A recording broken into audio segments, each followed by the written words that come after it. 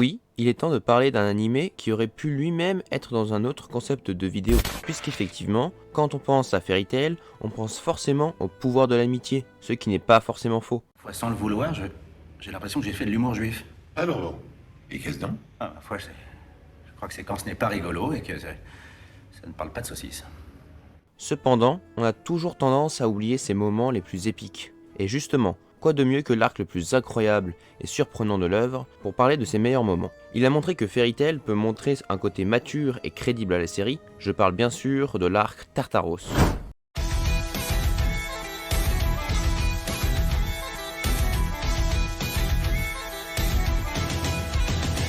Résumons un peu le contexte.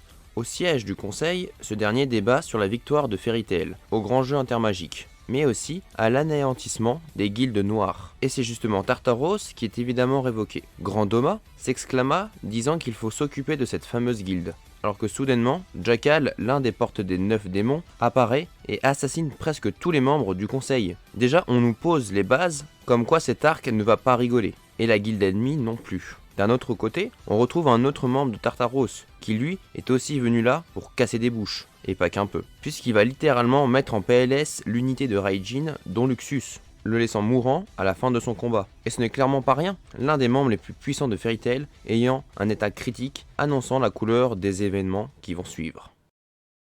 Bouleversé par l'événement qui vient de se produire, la guilde se met à se diviser en plusieurs groupes, pour pouvoir trouver plus d'informations au sujet de Tartaros. Nous avons d'un côté l'équipe de Natsu, composée de Lucy, Happy, Wendy. Ces derniers ont pour mission de protéger Mikelo, un ancien membre du conseil de la magie, auquel Tartaros ont une dent envers ces derniers. Alors que nos héros discutèrent tranquillement, une explosion survint et c'est évidemment Jackal, venu terminer ce qu'il a commencé. Un combat ma foi palpitant, retenant l'attention du spectateur jusqu'au bout. Et oui, la crédibilité de la menace de Jackal est bel et bien présente, et même jusqu'à la fin, nous amenant à un fameux doute auprès de la mort de Happy.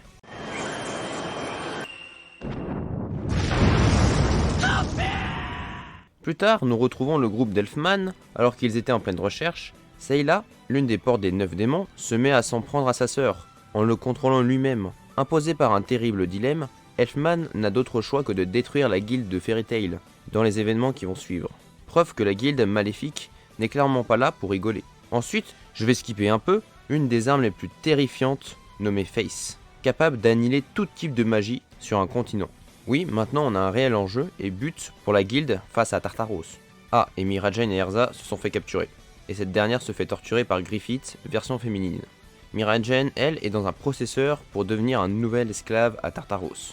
Natsu arrive pour secourir Erza, et finit par tomber sur Silver, et ensuite, il finit à poil, avec Lysana. Pourquoi pas? Et Ribi a pu localiser la guilde de Tartaros. Natsu et Lysana finissent par se libérer, et Erza de même, et commence à faire son propre interrogatoire. On découvre de réelles intentions derrière cette envie de destruction, même si leur objectif reste très classique pour le monde de Fairy Tail.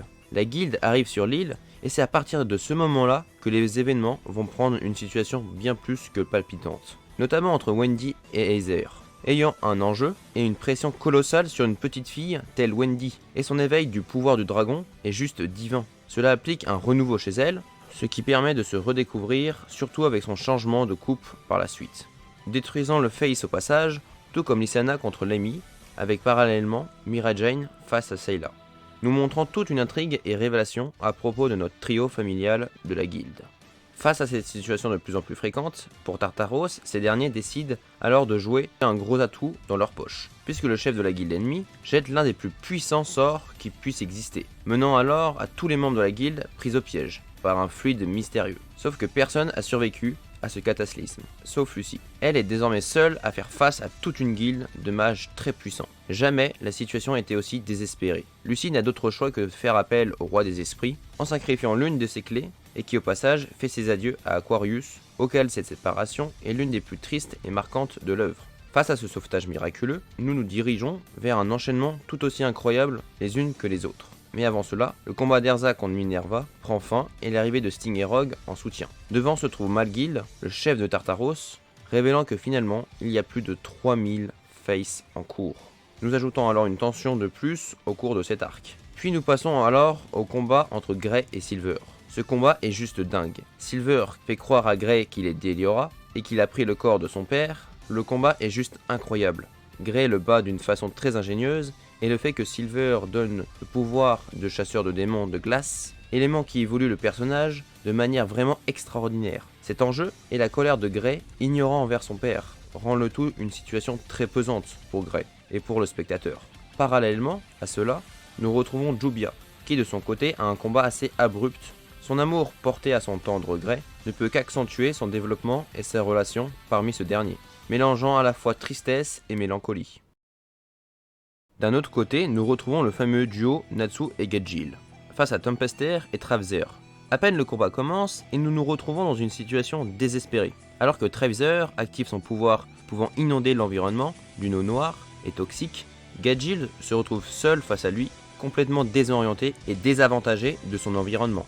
Gajeel se retrouve à rejoindre les portes de la mort alors que soudainement, l'oxygène et l'amour de Ribi porté envers Gajeel lui donnent assez d'énergie pour pouvoir se confronter une dernière fois et ainsi battre Traveser.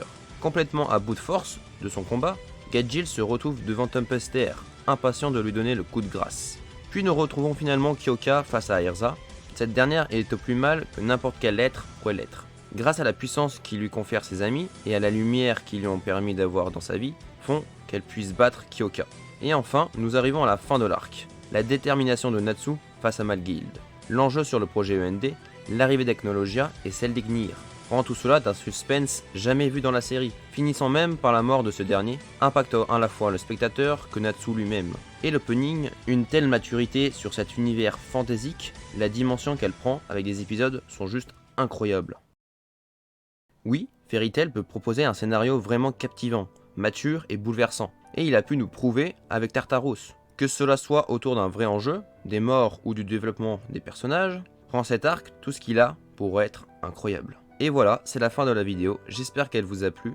Traiter Fairy Tail en vidéo et rétablir en même temps une certaine vérité que dans un sous-côté, c'est vraiment prenant. Et évidemment, je n'ai pas tout dit dans la vidéo, pour que vous le découvrez par vous-même. Une masterclass telle Tartaros. En tout cas, c'était Croxigore pour vous servir, et je vous dis à la semaine prochaine pour une dernière vidéo.